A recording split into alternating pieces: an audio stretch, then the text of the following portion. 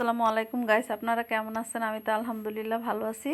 আজকে নিজে বাজারে গিয়েছিলাম নিজের পছন্দের মাছ কেনার জন্য। আপনাদের ভাই এত বড় বড় মাছ নিয়ে আসে, আমার এগুলো ভালো লাগে না খেতে। তো ভাবলাম যে আমার পছন্দের কিছু মাছ আনবো। কয়েকদিন ধরেই ভাবতেছি, তো আপনাদের ভাইয়া বললো ঠিক আছে টাকা নিয়ে যাও, তোমার পছন্দ মতো মাছ নিয়ে আসো। তো আমাদের এখানে হচ্ছে সোয়ারিঘাট লঞ্চে যাওয়া যায়, 20 মিনিট লাগে যেতে আর কি। তো সোয়ারিঘাট লঞ্চে যেয়ে নেমে তারপরেই হচ্ছে একদম ঘাট, এখানে বলে সোয়ারিঘাট বলে, মাছের যে আড়তটা। তো সেখান থেকে হচ্ছে মাছ নিয়ে আসলাম, আর এগুলো সবগুলো আমার পছন্দের মাছ। এই যে চিংড়ি মাছ নিয়ে আসছি, ছোট ছোট দেশি চিংড়িটা, এগুলো শাক দিয়ে খাওয়ার জন্য, ভাজি ভুজি দিয়ে খাওয়ার জন্য।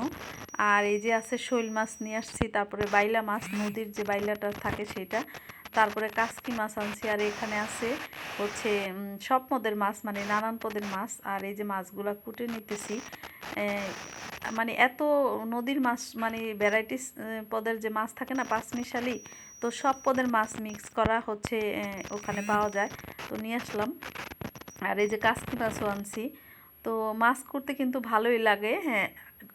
কি বলবো, অনেকের হয়তো মাছ করতে ভালো লাগে না, আমার মাছ করতে খুবই ভালো লাগে। মাছ নিজের হাত দিয়ে বাজার করে নিজে কুটাকাটি করা, মানে খুব এত কষ্ট হয়, তারপরেও ভালো লাগে নিজের কাছে, নিজের সংসার বলে কথা। তো সব কিছু ধুয়ে পরিষ্কার করে কুটে নিছি। এখানে অনেক পদের মাছ আছে, তো এত পদের মাছের নাম তো বলে শেষ করা যাবে না, এখানে যে এত পদ মাছ আছে কি বলবো। তো ছাদের উপরেই সবসময় মাছ কুটি, আপনাদের ভাই একটা কলের জায়গা করে দিছে আমাকে, সেখানে মাছ কুটে ধুয়ে পরিষ্কার করে তারপরে হচ্ছে ঘরে নিয়ে যাই। আর দেখুন আমার টমেটোগুলো কত বড় বড় হয়ে গেছে এক একটা। তো নিচের টমেটোটা হালকা একটু রং আসছে লাল হওয়ার জন্য, মনে হচ্ছে পাকা হবে আর কি। আর এই যে মরিচ গাছে কিন্তু অনেক মরিচ হয়েছে, কালো কালো মরিচ। আর এই যে দেখেন এবার টমেটো গাছে আমার আগের বারের থেকে এবার প্রচণ্ড টমেটো, মানে কি বলবো, এত টমেটো হইতেছে না, মাশাল্লাহ মাশাল্লাহ অনেক টমেটো হইতেছে। তো যাই হোক, এই টমেটোগুলা কিন্তু হলে বড় হলে আপনাদের সাথে আবার শেয়ার করব আমি। আর একটা গাছের 6টা টমেটো, এটা দেখাইছি আরও আগে, এখন কিন্তু অনেক বড় বড় হয়ে গেছে সেই টমেটোগুলা। আর এইদিকে অনেক টমেটো গাছ লাগাইছিলাম, ছোট ছোট গাছগুলো আপনাদের সাথে দেখাইছিলাম অনেক আগে, সেই গাছগুলোতে এখন এত বড় হয়ে এত টমেটো হইতেছে, মানে কি বলবো, আমি তো অনেক খুশি। এক একটা গাছের 3টা 4টা 5টা করে হইতেছে, খুবই টমেটো হইতেছে। আর পাকলে কিন্তু এগুলো অনেক টমেটো হবে। তো ছাদ থেকে মাছ ধুয়ে পরিষ্কার করে নিয়ে চলে আসছি নিচে। নিচে এসে আবার যেগুলো রান্না করব ওগুলাকে আবার ভালোভাবে লবণ দিয়ে খেচে তারপরে হচ্ছে একটু ধুয়ে নিলাম। তো এখন হচ্ছে ফাইনালি রান্না করব।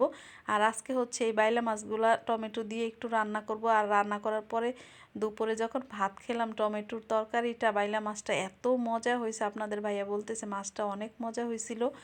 তো তাড়াহুড়া করেই রান্না করছি। যখন আমি মাছ কুটে টুটে নিচে আসলাম তখন দেখি প্রায় 1:45টার মতো বাজে টাইম দেখলাম, আর প্রায় আজান দিতেছিল।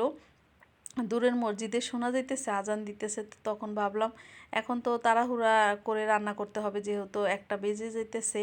তো সেই জন্য ভাবলাম আজকে এই মাছগুলাই রান্না করে নেই তাড়াতাড়ি। কালকের অনেকটা শুটকির তরকারি রান্না করছিলাম বেশি করে, তো সেই তরকারিটাও রেখে দিছি। আর আমি শুটকি রান্না করলে একটু বেশি পরিমাণে রান্না করি, যাতে পরের দিন খাওয়া যায়।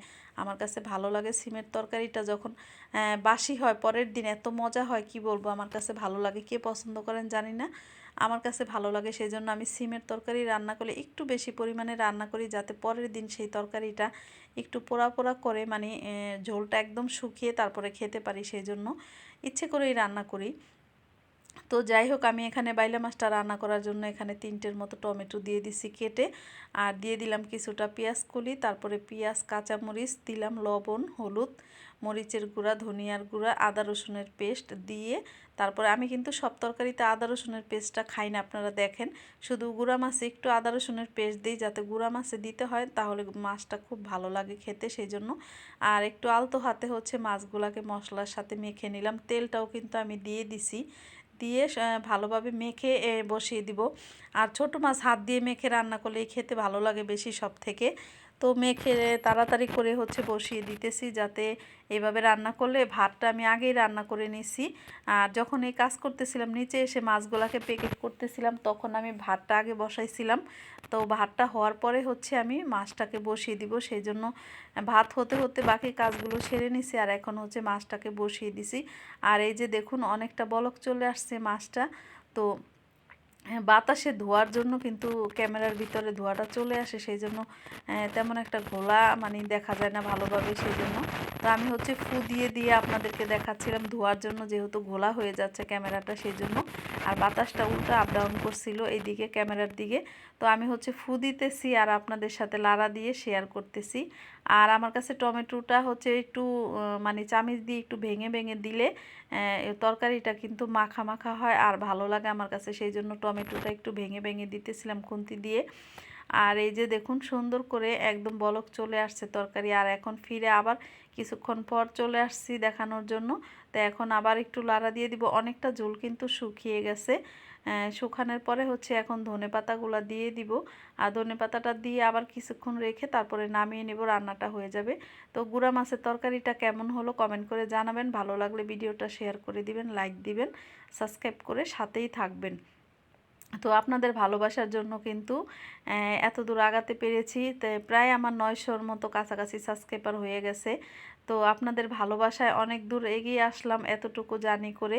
তো আপনারা আমার পাশে আছেন বলে এত দূর আসতে পেরেছি, ভবিষ্যতেও থাকবেন, সবসময় আমার পাশে থাকবেন।